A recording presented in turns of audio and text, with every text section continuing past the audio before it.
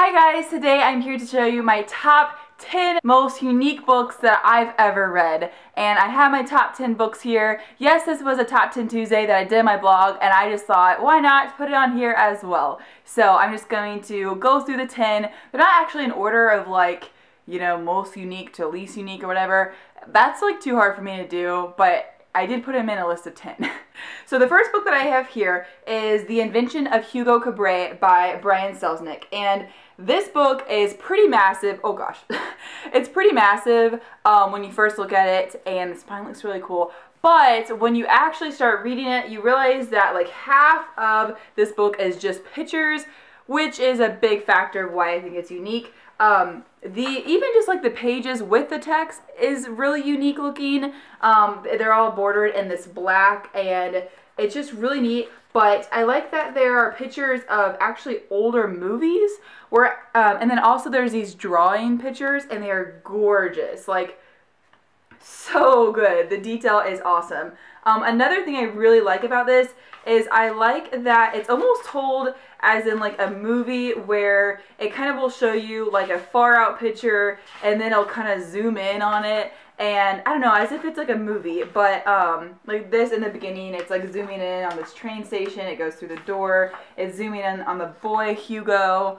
I don't know if you can see that, and it's just really cool. I really like this story itself as well, and I did watch the movie, and I liked the movie as well, but it was just it's just a very unique read, and the pictures really add a lot to it, and I really liked it. The next book that I have is Throne of Glass by Sarah J. Maas, and this was a book that I read this year. I read the first 2 books in the series, and this was unique because I really like that it has a very strong female lead. She's an assassin, but I like that she also puts on dresses, so she has this like girlier side to her. I like that she makes it very, very clear that she doesn't need a guy in this series, but I mean, they're there, but she makes it clear that it's like her life doesn't center around that, I guess. There's like other stuff that she's interested in and things. And this series has magic, and it's so good. I love the second one even more than the first one, and the third one is like on my most anticipated reads list. Oh my gosh, so good. This next book is another picture book, and it's Miss Peregrine's Home for Peculiar Children by Ransom Riggs, and Hollow City is out, but I still haven't read it, unfortunately. Maureen from Maureen Kiwi did get it for me as like a late birthday gift though, so I have it now, so I have no excuse. Hopefully I can read it really soon. I heard it's even better than the first one, but this one I chose for one of my most unique books I've ever read because of these really, really unique, kind of creepy pictures. And basically there are, to my understanding, real pictures that the author's found, but he's kind of just like made a story around these pictures. So he will be talking about a character, and then the next thing you know, you have like the picture of that character he's talking about. So some of them are really creepy. Obviously, like this front one's pretty creepy. I want to show you. There's like, I mean, there's some pretty creepy ones. Some of them are not creepy, but I just had to find it. But this is kind of a different type of book that I would than I would normally read. It's not like real creepy, but I don't know, it's definitely a little bit creepy. What is that? Oh gosh. But overall, the pictures just make it so unique and so interesting, and it just kind of, I don't know, it just draws you in. It's so good. I really enjoy this. I heard that the second one is even better, so I'm really looking forward to reading it. And this is just a very interesting read. The next book is Harry Potter, the Harry Potter series by J.K. Rowling. And this series is so amazing and unique, and I've never read anything like it, and I'm sure I never will, honestly. But just the magic and the way it's written, the characters, just this whole world that she's created is so amazing and unique. Of course, I had to add this to this list. This next book is a fairy tale retelling, which may seem strange that I added a retelling to a unique list, but it's Cinder by Marissa Meyer. I chose the Lunar Chronicles, the whole series in general, for this, and the reason why is because of the unique twist that Marissa Meyer has given this. It's, well, obviously, okay, so you can see right away, Cinder is a cyborg, so obviously that's a very unique twist.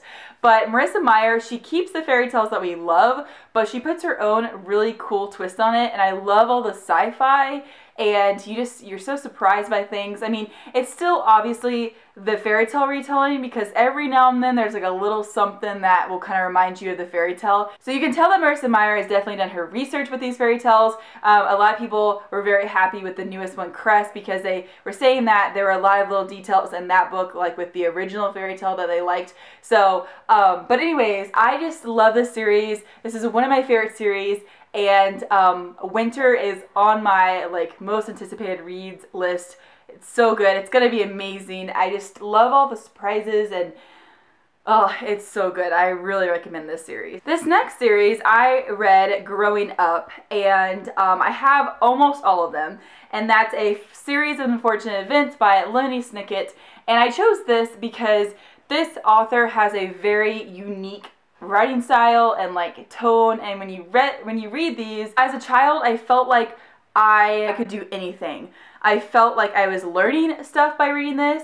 Like, I remember Violet and Klaus would just like come up with some random fact that I would remember, and I felt like children were treated as like intelligent people. Like, they are like intelligent people. Like, they're people too, and they can do anything that they put their mind to. And yeah, this is also unique because it's pretty depressing and it's a children's story. So the next on my list is the Chronicles of Narnia series by C.S. Lewis, and this is like the bind up. I also have some of the individual ones, but this is obviously easiest to show as like the series.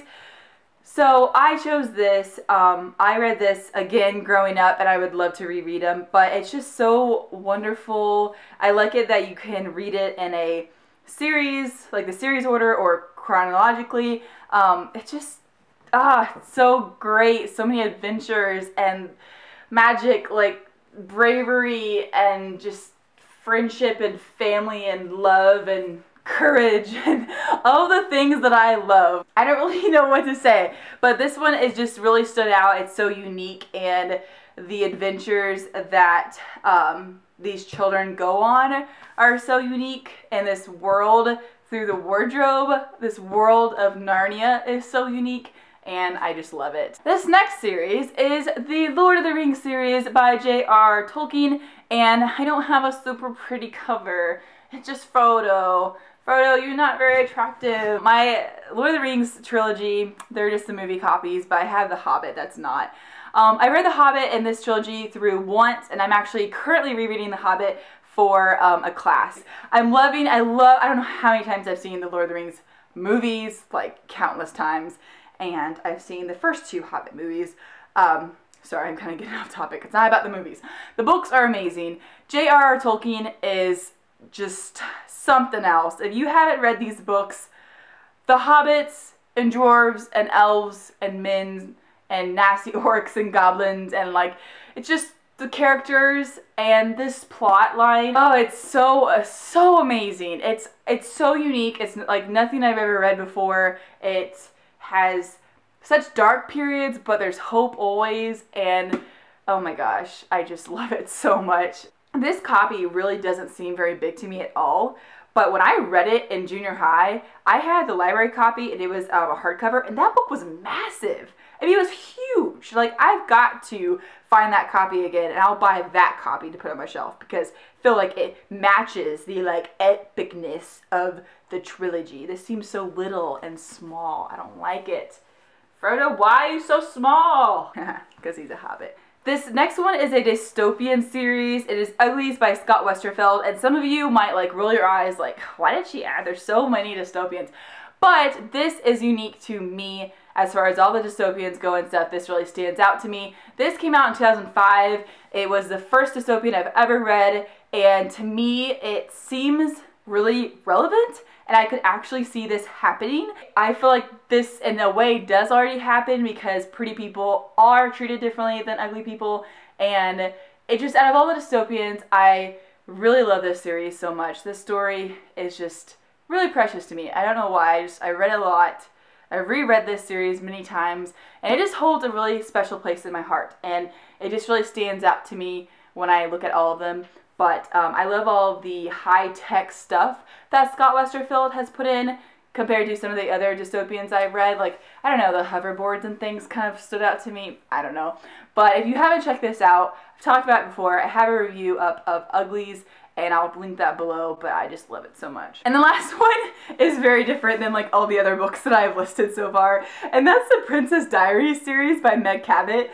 And there's like 10 of these at least, and there's so many little half books, like 5.5, 6.5, but I've read them all, and I read these growing up through like junior high and then on to high school, and I love that I kind of grew up with Mia, and she grows up through high school, and when you first read the series, she's so immature, but by the end, like, you get to read about this awkward teenager that turns into this just amazingly strong, like, princess, and I don't know, I just really enjoyed it. It was very unique to me, and that she's so, like, quirky, and I felt like this was written to where I really connected really well to the characters. I felt like I was there, like, with Mia. I felt like, oh, we would totally hang out, like, we'd totally be friends. Like, she's so cool, and I don't know. I just really like this series a lot, and I have read all of them, like I said. But another thing that I love is, like, she's so quirky, and, like, I love that the author put, like, later on in the later books, you know how they have the 2 movies out with, like, Anne Hathaway and Julia Roberts? Well, in this book series later on, she actually talks about the movies, like the actual movies that we've seen with Anne Hathaway.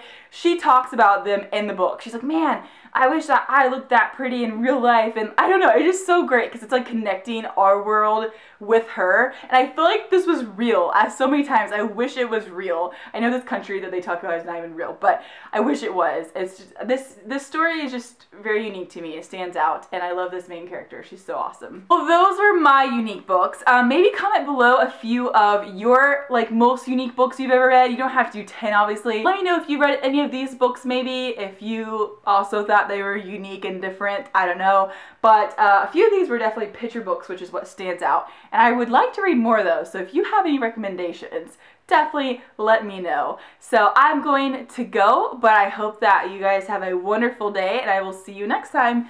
Bye!